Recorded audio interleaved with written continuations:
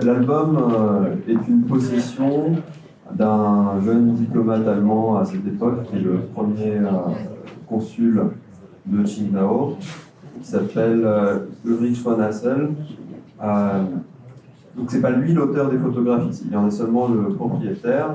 Il est d'une très grande famille noble allemande. C'est un aristocrate chrétien conservateur qui est resté dans l'histoire allemande, mais pas pour cette raison-là. On sait très peu de choses en fait de son passage à Qingdao, qui a lieu entre 1908 et 1909, quand il est tout jeune et qu'il démarre sa carrière aux affaires étrangères.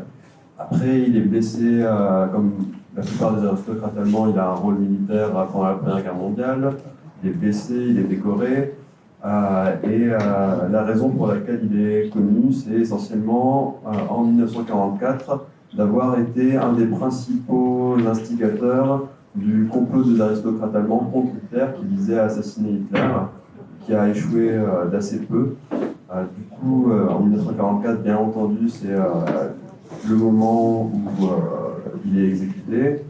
Vous pouvez voir peut-être en allant sur le tout début de l'album, avant les premières pages, vous allez voir qu'il y a une inscription postérieure au crayon à papier, parce qu'il y avait une étiquette qui était, ou une inscription qui indiquait le propriétaire de l'album et qui a été complètement effacée, sans doute dans une volonté de faire disparaître ce personnage qui a été donc disgracié à ce moment-là. Donc, l'album a la particularité de présenter donc Qingdao à l'heure allemande, ce qui est une toute petite parenthèse dans l'histoire de la ville, mais qui est une parenthèse extrêmement importante d'un point de vue urbanistique, du point de vue de l'histoire de son développement, et même du point de vue de la perception de Qingdao actuellement, que ce soit par les étrangers ou encore plus peut-être par les Chinois et un Chinois de l'intérieur.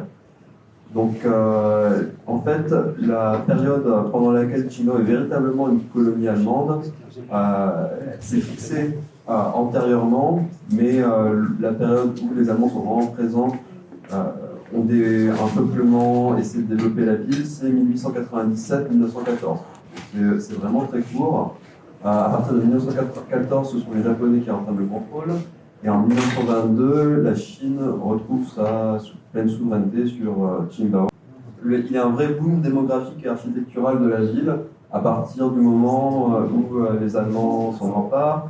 En 1902, on compte une population d'environ 15 000 personnes avec un peu plus de 13 000 Chinois et 2500 non-chinois.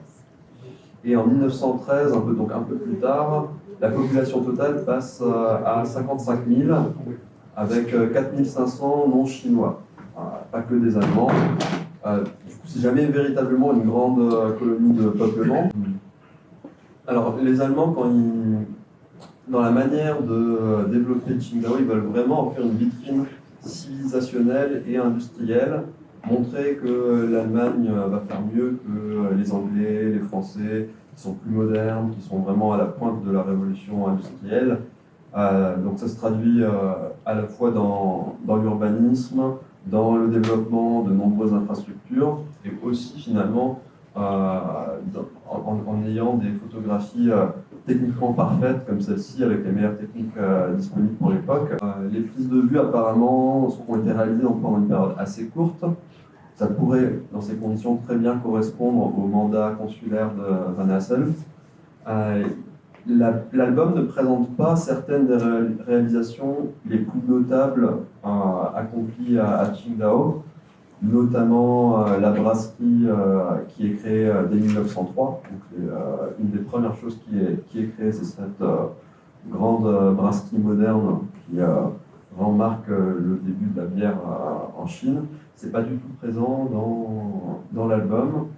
On a des choses par contre qui sont encore en travaux. On n'a pas l'auteur de l'album de manière extrêmement claire. C'est très probablement le studio Taikong de Qingdao qui apparaît sur au moins 2 images, peut-être 3.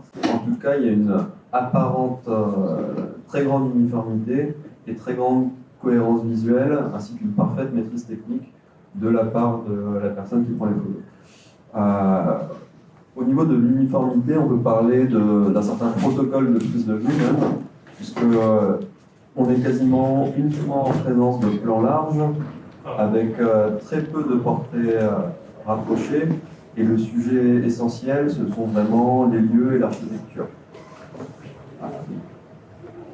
La démarche est très systématique également au niveau de la lumière.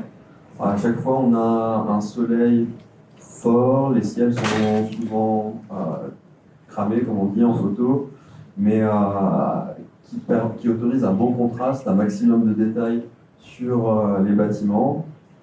Il y a aussi une très bonne maîtrise de la perspective. À chaque fois, tout est photographié vraiment au cordeau. Ce qui est intéressant de noter par rapport à la postérité de l'album, c'est que tout ce patrimoine architectural présent dans l'album a été assez bien préservé dans son ensemble. Pour la petite anecdote, le palais allemand était la résidence touristique de Mao Zedong plus tard, lorsqu'il venait un petit peu en villégiature à Qingdao. Et la bière est restée une des bières chinoises les plus connues.